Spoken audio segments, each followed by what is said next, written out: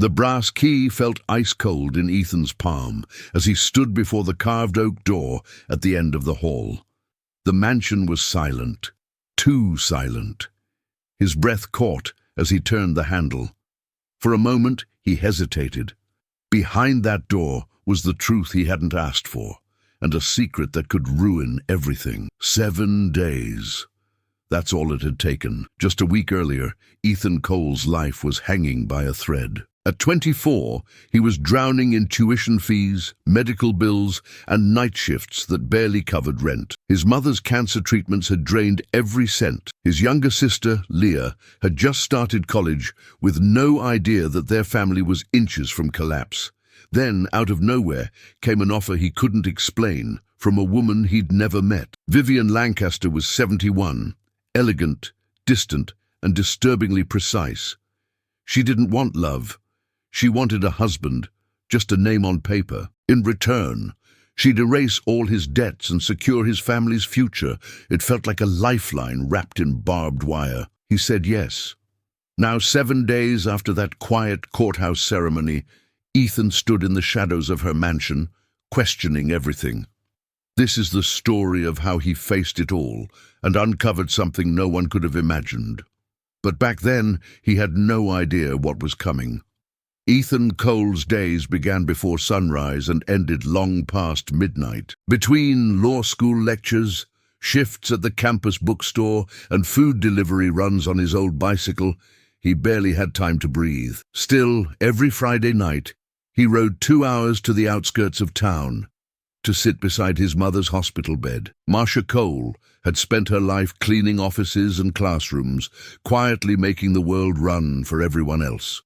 Now, weakened by chemotherapy, she'd become the fragile center of Ethan's world. He brought her chamomile tea and pretended things were under control.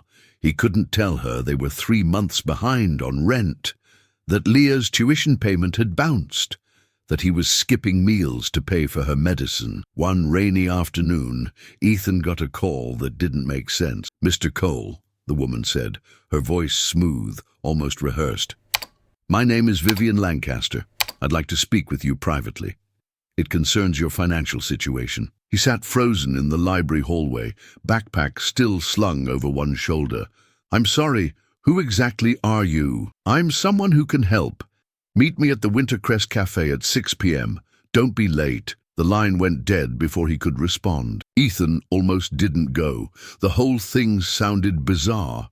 But desperation can sound a lot like bravery when you're out of options. At exactly 6, he stepped into the upscale cafe, water dripping from his hooded sweatshirt. Seated near the window was a woman in a navy blue coat dress, her silver hair tied neatly, her gaze direct and unreadable. "You came," she said.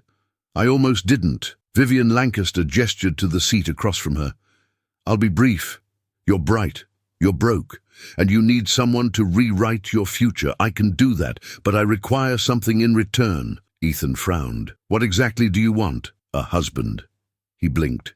"Excuse me?" She repeated it, calm, certain. "This isn't about affection. It's a transaction. You marry me, and I make your burdens disappear. Completely. Your choice." Ethan stood up slowly, heart pounding. "This is insane." "Is it?" she replied, sipping her tea. "Or is it your only way out?" That night, Ethan sat beside his mother, watching her sleep. His hands trembled. His mind raced. It was here, in that silence, that everything began to fall apart. Ethan didn't sleep the night after the proposal. He sat at the kitchen table, staring at the flickering light above him, while bills piled around his elbows like silent accusations. His mother had another round of treatment scheduled. His sister was weeks away from being dropped from college. And the voice of that strange, composed woman echoed in his head. This isn't about love. It's about survival. The next morning, he returned to the cafe. Vivian Lancaster was already seated, reading the financial section of the paper like nothing in the world could touch her. "I'll do it," he said. She didn't look up. "Good. The papers are being prepared. A week later, Ethan found himself in a courthouse he'd only entered for class observations, standing beside a woman nearly 5 decades older than him. No friends, no family, just a notary and her lawyer as witnesses. He wore a grey suit she had sent. She wore pearls and silence. When the officiant declared them husband and wife, she turned to him and offered a smile that never reached her eyes. "Welcome to your new life, Mr. Cole." The Lancaster estate was something out of a novel. High hedges, iron gates, stone lions guarding the entrance. The kind of place that didn't just suggest wealth, it announced it. A driver dropped him at the main entrance. As he stepped out with his single suitcase, he stared at the building's towering facade and felt like he'd entered someone else's dream. Vivian greeted him in the foyer. No hug, no warmth, just an extended hand and that same distant gaze. "I trust your room will be satisfactory. Dinner is at 7. A housekeeper led him up a spiral staircase to a suite that could swallow his entire apartment twice over. Antique furniture, floor-to-ceiling windows, marble bathroom. But it was cold, sterile, untouched, like a museum no one visited anymore. At dinner, they sat at opposite ends of a long, polished table. A chef he never saw prepared a 5-course meal. The staff moved like shadows, efficient, invisible. "Do you always eat alone like this?" Ethan asked, breaking the silence. Vivian dabbed her lips with a cloth napkin. "I used to. Now I have company. You don't talk much." "Neither do you." He glanced down at his plate, heart sinking. This doesn't feel like a marriage." She didn't look up. "That's because it isn't." After dinner, Ethan wandered the halls, running his fingers along the cold wooden walls and passing portraits of people he didn't recognize. A storm brewed outside, but inside was quieter than any place he'd ever been, and he still believed, somehow, that he could fix this, that this sacrifice would save them all. He had no idea how wrong he was. By the 4th night in the Lancaster estate, Ethan couldn't sleep, not because of noise, there was none. The silence pressed in like fog, thick and suffocating. The mansion was too big, too quiet, and every closed door felt like a wall he wasn't allowed to touch. He began to notice things. The staff avoided his eyes. Conversations stopped when he entered a room. Once, while passing the kitchen, he overheard 2 maids whispering, "Why him? She never does anything without a reason." Would they always find out eventually? He pretended he hadn't heard. At dinner, Vivian remained poised. Perfect, every gesture calculated, but Ethan couldn't shake the feeling that she was watching him even when her gaze was elsewhere. "Tell me about your husband," he asked one night, trying to pierce the wall.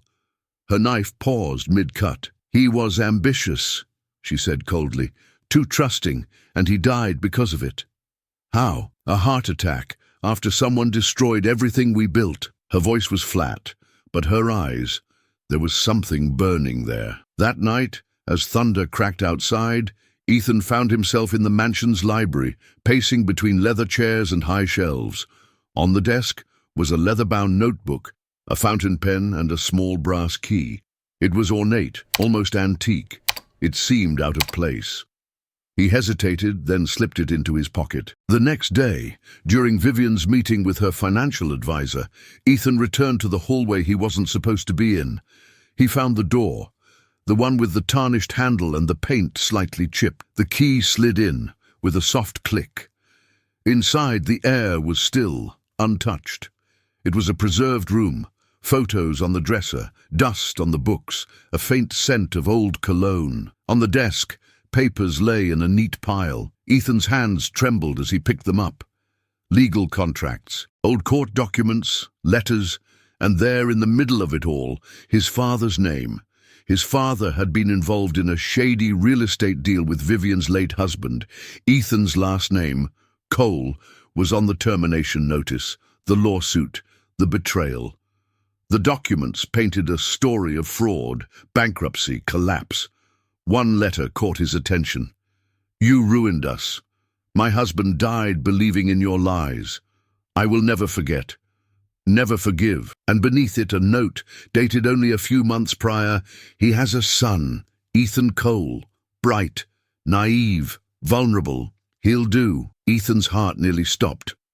On the corner of the desk sat a marriage license, his name and Vivian's, dated 2 weeks before he ever met her. It hadn't been a spontaneous offer, it had been a trap. Behind him the floor creaked. "Enjoying yourself?" came Vivian's voice from the doorway. Ethan froze, documents in hand. "You planned this." She stepped inside slowly, shadows stretching behind her. "You wanted to save your family. I wanted to finish what your father started." "This isn't justice," he said, voice cracking. "This is manipulation." She didn't flinch. "You think justice is clean? That pain disappears if you ignore it. You were a means to an end. Nothing more." His throat tightened. "You used me." Vivian stared at him for a long moment. Her face softened. "Barely. And you, Ethan, would have walked away from your mother's hospital bill, but you didn't. You signed, so did I." She turned and walked away, heels echoing down the hall. That night, Ethan sat on the floor of his room, the key still in his pocket, the truth now burning in his chest. He had married a stranger for survival, and now he was part of a revenge he never asked to inherit. For the first time in his life, he felt completely, utterly alone. And you? Have you ever felt trapped by choices you didn't even make, carrying someone else's mistakes like they were your own? Share your story in the comments. Sometimes speaking your truth might be exactly what someone else needs to feel less alone. We're all just trying to find our way through the silence. The mansion felt heavier now. Every hallway Ethan walked seemed to echo with things unspoken. He avoided Vivian, but her presence lingered in the corners like a perfume that wouldn't fade. He didn't touch the documents again. He didn't need to. The truth was already inside him. One morning, after a night of little sleep, Ethan wandered back into the library. It was early, too early for staff or strategy. The light outside was soft, the kind that made old things look almost warm. He noticed a leather-bound journal half hidden beneath a stack of folders on a side table. Curiosity, or something deeper, pulled him toward it. It was Vivian's handwriting. Careful, elegant, precise. The entries weren't filled with bitterness like he expected. They were tired, wounded. She wrote about the loss of her husband, not in numbers or lawsuits, but in mornings alone, birthdays forgotten, chairs that never got used again. "I built an empire," she had written, but it couldn't hold his heart together. Ethan read for hours, page after page. And somewhere between the sharp grief and veiled rage, he saw her, not the woman who had trapped him, but the girl who once loved someone who never came home. He closed the journal with trembling fingers. This wasn't just revenge, it was pain. Old, rotting pain, wrapped in control and contract. Later that day, while sipping tea he didn't want in the sunroom he never used, he whispered aloud, "She's not a monster.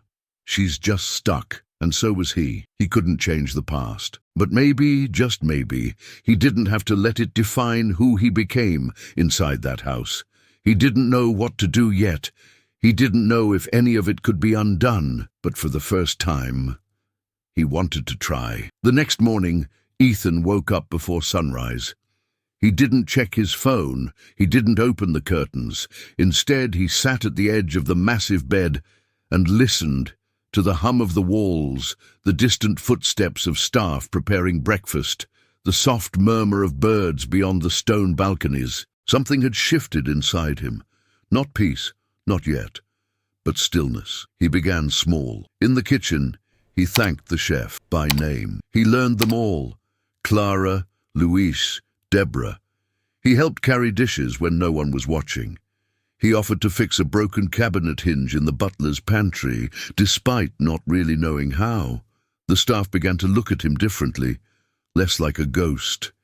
He called his law school friend, Tyler, under the guise of catching up. Over coffee at a quiet campus cafe, Ethan leaned in and whispered, hypothetically, if someone signed a legal agreement under manipulation or false pretenses, would it hold up? Tyler's eyes narrowed.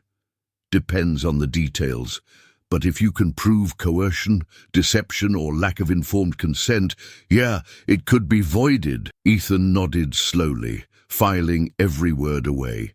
Back at the estate, he began searching for more. He waited for moments when Vivian stepped out, combing through her files, not to expose her, not yet, but to understand. In one drawer, tucked behind real estate documents, he found a letter, unsigned, unsent. I wanted him to feel what we felt, to live with nothing, but I never expected to see his son's eyes and remember what love used to look like. He stared at the words. Love. Was that what she saw? Or regret? The days grew quieter, not emptier, just less tense. Vivian had become more reserved. She no longer asked where Ethan had been or what he was doing.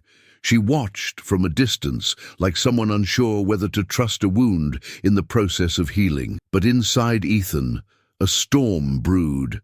What if confronting her destroyed everything? What if exposing her meant losing the fragile steps they'd both taken towards something that looked like redemption? One night, sitting alone in the library, Ethan stared at the marriage certificate again. It still felt surreal. A signature made in desperation, a vow never spoken from the heart, and yet he didn't hate her anymore. But he also couldn't ignore what she'd done.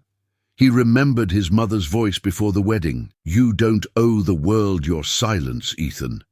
You owe yourself the truth. Was silence kindness or surrender? He picked up the phone and called Tyler again. I need help, he said. Not to destroy someone, just to end this the right way. Tyler agreed to come that weekend. The next morning, Ethan received an envelope slipped under his door.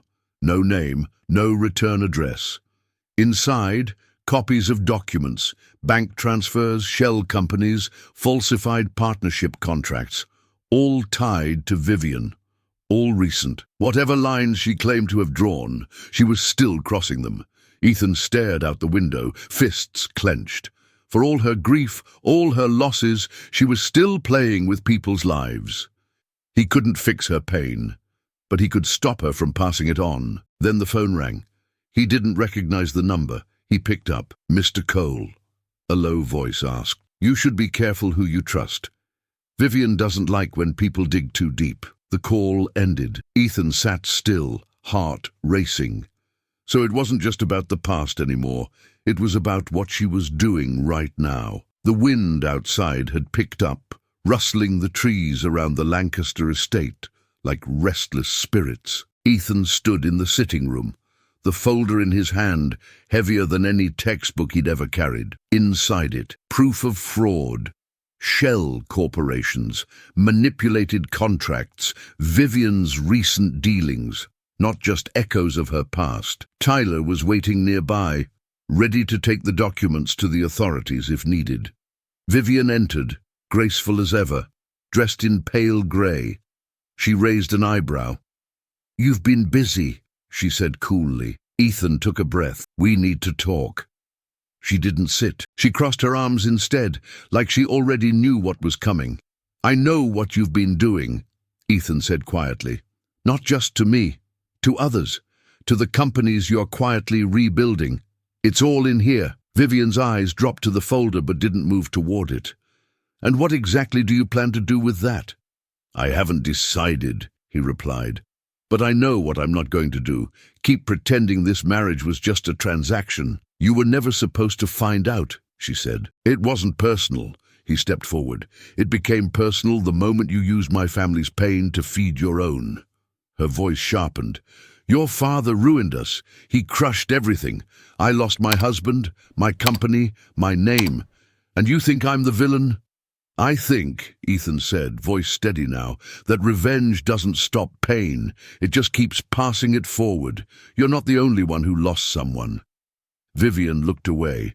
The silence between them stretched long and thin. I married you to settle a debt he left behind, she whispered, to make someone finally carry the weight.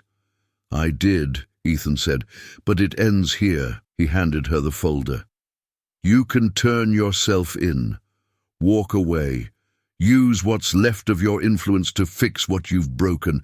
I'm not here to destroy you, Vivian. I just don't want to become you." She stared at the papers for a long time. "You sound like Harold," she said finally, "when he still believed people could change." Ethan looked at her, truly looked. "There's still time," he said. Vivian's shoulders dropped, her breath catching. "You know they'll come for me anyway." He nodded. "Then don't let them find a monster. Let them find a woman who remembered who she used to be." She didn't speak again. That night, Ethan packed his things. No guards stopped him. No words were exchanged. He walked out through the same grand doors he'd entered, suitcase in hand. The air outside was sharp and clear. At the end of the driveway, he turned back once. The mansion stood still, lights dimmed, the shadows longer than before. The oak door, the one that hid the truth, was now wide open. And for the first time in weeks, Ethan smiled. He hadn't just walked away from a deal. He had reclaimed his name. Weeks later, Ethan returned to the Lancaster estate, this time not as a resident, but as its new legal owner. Vivian had turned herself in the day after he left. No press, no drama, just a quiet surrender, like she had finally stopped running from herself. In her final act of clarity, she signed over the property to Ethan, along with a letter. He opened it alone, sitting beneath one of the tall windows of the Grand Library. "This place was built on pride, fear, and grief. I tried to make it a monument to my husband, but it only became a cage. You've done what I never could. Let go. This house no longer belongs to a legacy of loss. Do something better with it. VL." Ethan never spent another night in that mansion. He sold the estate quietly and quickly. The proceeds erased every trace of his family's debt. His mother could finally focus on healing. Leah would graduate without the weight of bills chasing her diploma. But he didn't stop there. With what remained, Ethan established a legal aid fund. He named it the Harold Lancaster Initiative, a gesture not of guilt, but of understanding. It was a way to turn damage into direction. At the dedication ceremony, he stood in front of a small crowd and said simply, "This isn't about rewriting the past. It's about refusing to repeat it." The applause was gentle, but the silence after, that meant more. Because Ethan had learned something far deeper than law. Sometimes justice isn't about punishment. Sometimes it's about breaking the cycle you were never meant to carry. Maybe you felt it too, that weight of someone else's choices sitting heavy on your shoulders. Maybe, like Ethan, you've been blamed for a past you didn't write, and still had to live with its consequences. But if this story taught us anything, it's that we get to decide what we carry forward and what ends with us. Have you ever broken a cycle? Or forgiven someone no one thought deserved it? Tell your story in the comments. Your voice might be the lifeline someone else needs tonight. If this journey moved you, leave a like. And if you believe we can build something better from the ruins we inherit, consider subscribing. We still have so many stories to tell about second chances, quiet courage, and the kind of strength no one sees coming. Thanks for watching. And remember, sometimes the bravest thing you can do is walk away free.